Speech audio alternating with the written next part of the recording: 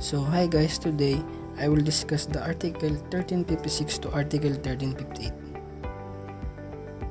So Article 1356 is a contract shall be obligatory in whatever form they may have been entered, provided all the essential requisites for their validity are present.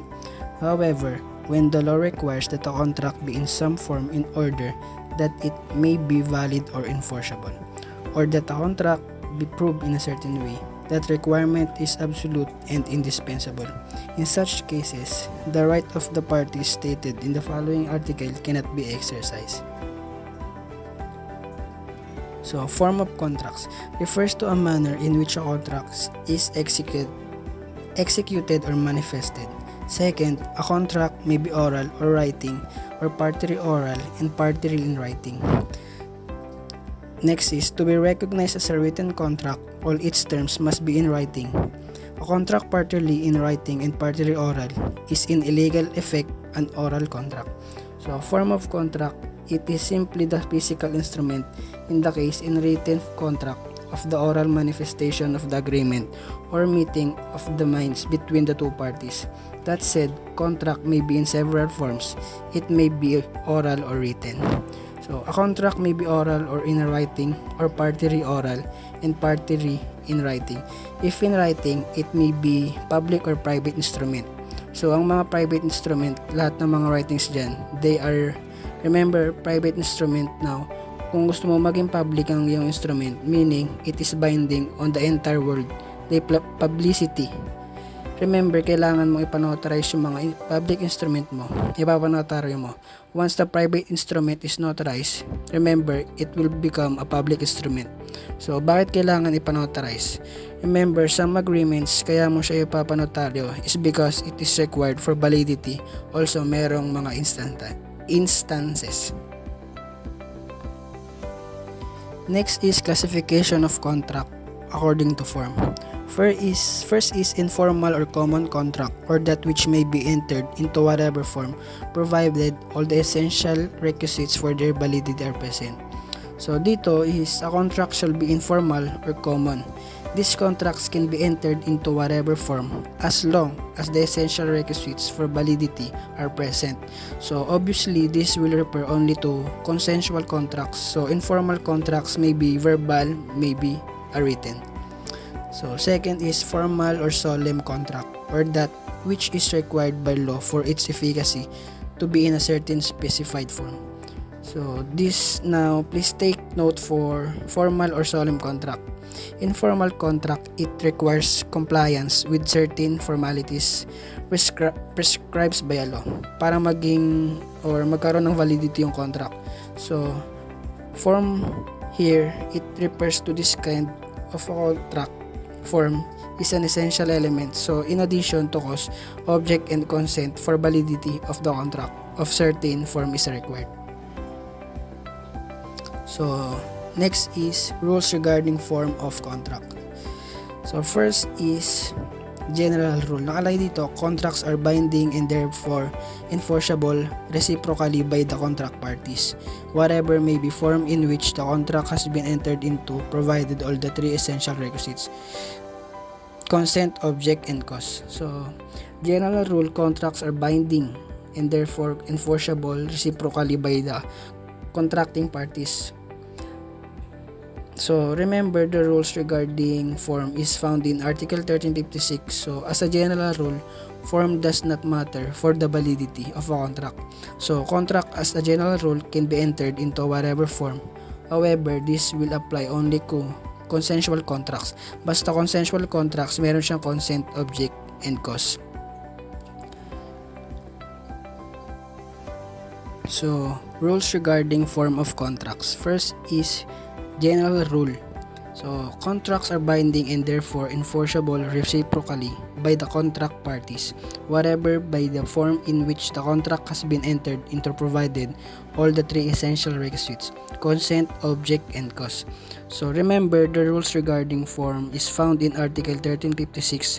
So as a general rule, form does not matter for the validity of a contract. So contract as a general rule can be entered into whatever form. However, this will apply only to consensual contract, basta consensual contract, meron siyang consent, object, and cause. So, number 2, expectation. The form, however, is required in the following cases. So, first is when the law requires that the contract be in some form to be valid. So, dito, the contract is a valid.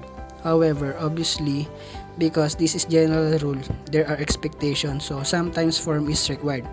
Form validity. So, the law will require that the contracts be in some form, particular form to be valid. So, second, when the law requires that a contract be in some form to be enforceable or proved in a certain way, or when the law requires that a contract be in some form for the convenience of the parties or the purpose of affecting third person. So, dito sa letter B and C, for enforceability. So, here, the law required that a contract be in some form to be enforceable or provided in a certain way. So, para ma-prove mo itong existence ng agreement na ito, it is required to be in some form para maging enforceable siya. And so, it may be proven in court. So, next is form for validity of contract. First is donation of real property. Kalay dito is it must be in a public instrument. So, donation of real property or movable properties. Example, cellphone, kotse, motor, etc. These are personal properties. Now, remember, in the case of donation, binibigay mo lang, hindi mo binebenta. Donation of personal property, the value of which exceeds 5,000 pesos. So, ibig sabihin, pag yung value ng iyong personal property is 5,000 and 1 peso, remember, it required to be in writing. So, remember, the donation is required to be in writing. And the acceptance of the personal property must be in writing. Otherwise, the donation is void. Now, if the value of the personal property is 5,000 below, it may be donated verbally. So, an oral donation will require only simultaneous delivery of the thing or of the document representing the right donated. So, unless 5,000 or less, pwedeng ibigay mo na lang yung personal property. And remember, there is no required formality para maging valid yung donation. So, second is stipulations reducing the common carrier's extraordinary diligence and limiting its liability. So, other kind of lesser diligence and also limiting its liability. So, remember, a common carrier, it refers to your public transportation. So, buses, public, utility jeep, public republican, tricycle, etc. These are common carriers. So, a common carriers by law are required to exercise extraordinary diligence. So, extraordinary diligence will take into consideration all circumstances. So, sobrang ingat sa lahat ng circumstances, possibilities, etc. They will take into consideration kasi nga public transport yun. Kailangan safe yan. So, anyway, reduce the common liability of the common carrier. Yung kanyang extraordinary is, let us say na gagawin ng ordinary diligence. These stipulations must be in writing so that it will be valid. So, tandaan natin na pinag-aaralan natin is form is required for validity. If you do not comply with the form, the contract is not valid. So, number 3, sale of land through an agent. The authority of the agent must be in writing, otherwise the sale is void. The sale of land through an agent, so agent or attorney, in fact, authorized representative magpapabenta kayo ng lupa. Remember, yung authority na ibibigay nyo doon as ahente should be in writing. The authority must be in writing, in otherwise the sale is null and the void. So, tandaan, kapag nagbenta tayo ng lupa, kailangan yung authority ng agent if you sell a land through an agent. So, obviously, hindi naman nag-a-apply ito. If you sell the land directly, so ikaw ang may-ari ng lupa, binenta mo yung hindi mo kailangan ng written authorization to an agent because obviously, you do not have an agent. But if in any case you appoint an agent, the authority of the agent must be in writing. Otherwise, even if your need of sales is writing and it's even authorized, if the authorization of agent is not in writing, yung buong sale is a void. So, 4 is stipulation to pay interest. It must be in writing, otherwise no interest is due. So, hindi nakasulat yung interest tapos nagbabayad ang debtor ng interest, and sa ending ang nangyari, the creditor return portions of the money because interest is not stipulated in writing. So, dapat kapag stipulation to pay interest, it is in writing. So, number 5 is anti-crisis. The amount of principals and of the interest must be specified in writing. So, refers to a contract entered into by a creditor and debtor, wherein the creditor is authorized to receive the fruits of an immovable of his debtor, with the obligation to apply the fruits of the immovable to the payment of interest, and but if there is a remaining amount thereafter to the principal of the creditor of the debtor. Sa madaling sabi, ang pambayad ng debtor sa creditor ay fruits. Yan ang anti-crisis. So, creditor will receive fruits galing sa lupa ng isang debtor. The creditor will have the obligation to apply the fruits to the payment of interest. Siyempre, converted into money na. Obviously, of owing kung may interest and thereafter to the principal of the creditor of debtor. Last is contract of partnership. If immovables are contributed, it must be in public instrument, to which shall be attached a signed inventory of the immovable property contributed. Real property is contributed, so remember that the contract of partnership should be in writing. So kung merong partnership A, B, and C, partnership and contribute, cash D contributes cash C, contributes A industry to the partnership, walang problema. Partnership as a general rule is a consensual contracts. So, valid yan. But if, let us say na A donates real property or lupa, B donates cash, C donates industry to the partnership. Remember, the partnership is required to be in the contract of partnership. Is required to be in writing. Now, plus an inventory of the immovable. Form of enforceability of contract. In the cases of contract covered by the statute of frauds, the law requires that they be in writing subscribed by the party charged or by his agent.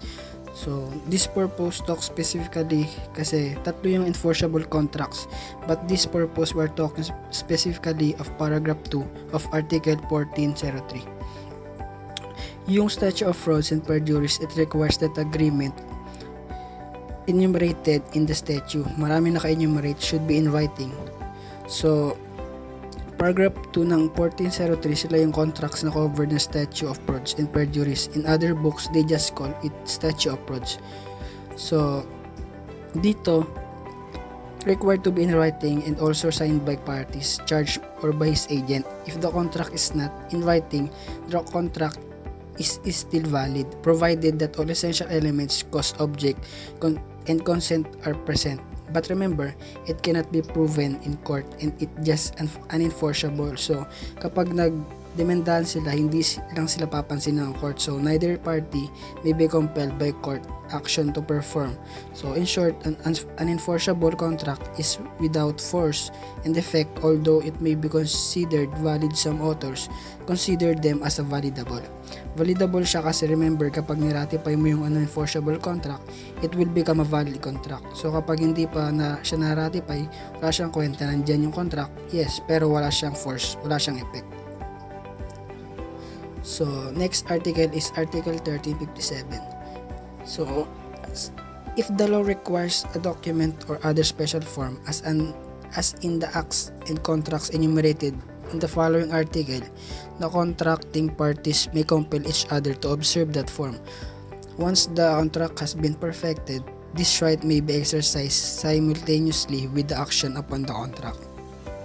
This provision talks about yung right ng isang party to compel the other party to execute the necessary form, but note that this provision is actually applicable sa mga contract when in yung form is needed only for convenience, hindi for validity of enforceability.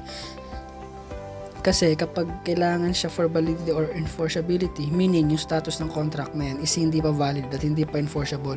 So dito sa Article 13.7, it presupposes na perfected or valid na yung contract. And that is actually enforceable. So kumbaga yung problema lang talaga is kailangan yung specific form para sa convenience, at dahil for convenience lang naman siya, then the one party can actually compel the other party to execute lang kung ano man yung required na form ng contracts. If naalala nyo, sabi sa Article 1356, if yung contracts is if the law requires that such contracts be in specific form para maging valid of enforceable, the requirement is absolute and indispensable. So for example is dito si Pogi nag-donate siya ng lupa to Ganda in a private instrument. Now itong si Ganda inaccept niya in same private instrument din. Now later on gusto nang i-register ni Ganda ang donation. However, yung registration required that the donation be in public instrument. So itong si Ganda nag-request ulit siya kay Pogi to put down the donation in a public instrument. Pero si Pogi ayaw na. So Pogi refuses to execute the public instrument. So itong si Ganda, he then filed the case against Pogi to compel Pogi to observe the necessary form. So question, can Pogi compelled to execute the necessary document? So the answer is no, hindi pwede kasi yung contract of donation, sabi nga siya yung example, sabi sa isang example kung saan the law requires that it must be in a public instrument para maging valid.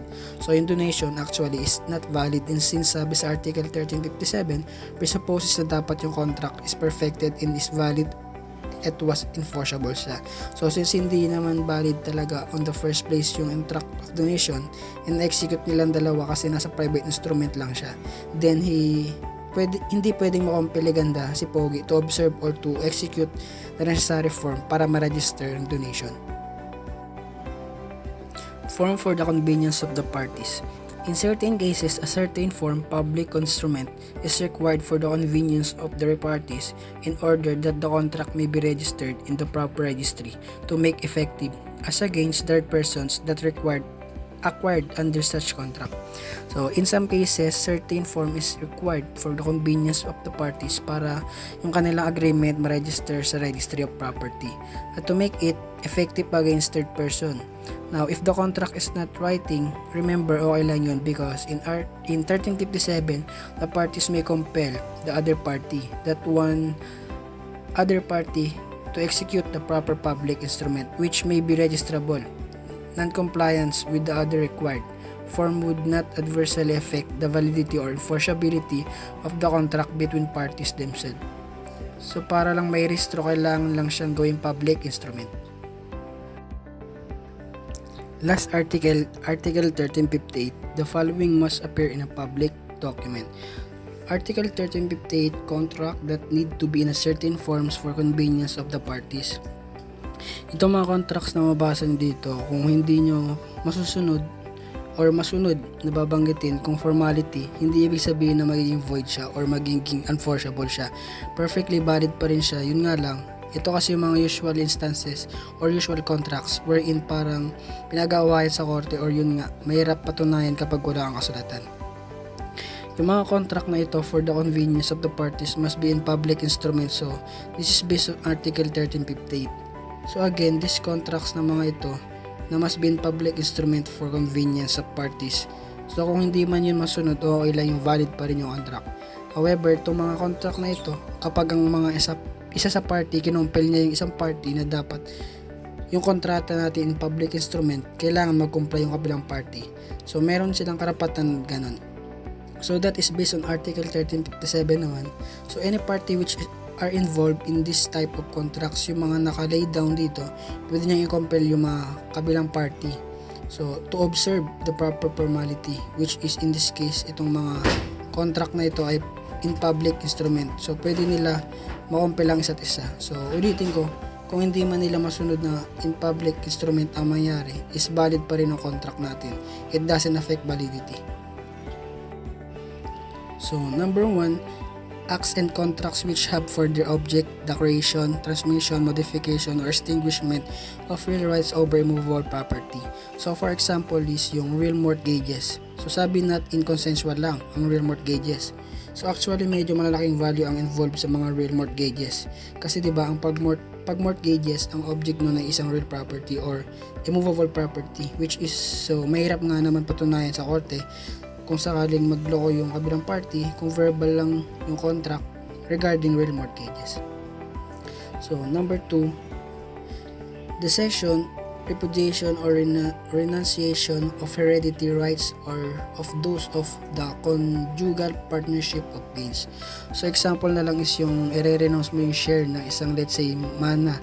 Diba? Kumbaga, kung masyado ang bait, kaya ang ginawa mo is i-renounce mo yung share mo, hindi mo na lang kukunin, pinabaya mo na lang sa mga kapatid mo. So, yun yung klase ng ganyang kontrata, yung i-renounce. Actually, okay lang na verbal valid pa rin yung kontratang ganyan. Pero yun nga, according to Article 1358, para kumbaga kino-convince niya ilagay natin sa public instrument para kung sakaling pag nagkaroon ng problema, pagdating sa korte, madali lang ma-convenient para sa atin at madali lang natin mapatunayan.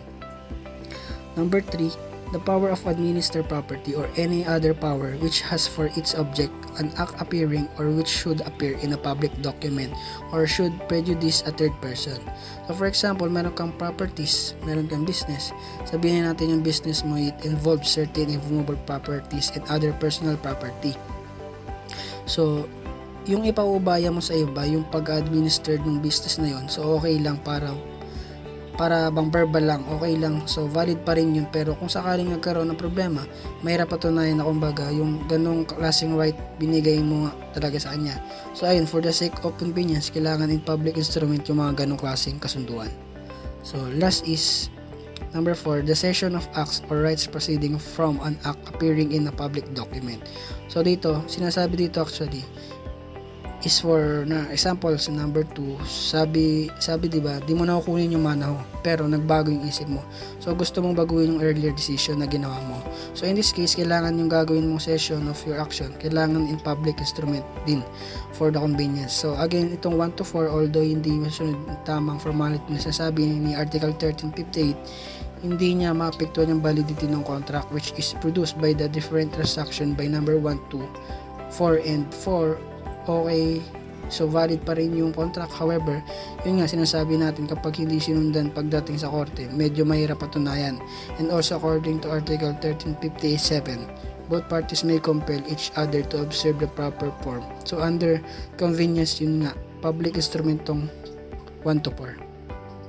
So meron pa nabanggit dito na all other contract wherein the amount involved exceeds 500 pesos. So for example, dito is contract of loan pero wala kang interest this time, kasi nabanggit yung pag may interest sa validity, kasi kapag may interest kailangan in writing yung loan para maging valid yung interest. So this time, contract of loan which is more than 500, so nagpairam ka nga ng pera pero walang interest, okay, so those kind of transaction kailangan in public instrument. Walang interest. So itong sa 1, 2, 3, 4 instrument, pero yung all other contracts which involves amount involves exceeds 500 pesos, di ba kapag more than 500 pesos, kailangan kahit in private lang sana, or so kahit in writing lang, kahit hindi mo na ipanotaryo, okay lang. So inuulit dito sa last paragraph, kahit na hindi mo pa masunod lahat, valid pa rin yung kontrata mo. Yung contract of loan mo, kahit more than 500 pesos yan or walang interest, yun nga lang, pagdating sa korte, mahirap patunayan na mayroon kang utang, lalo na pag papahiram ka ng, for example, 100,000. Grabe naman kung hindi mo papapirmahin or gagawa kayo ng kasulatan, di ba? Pwede kang takbuhan yan. Malaki lang halaga if ever.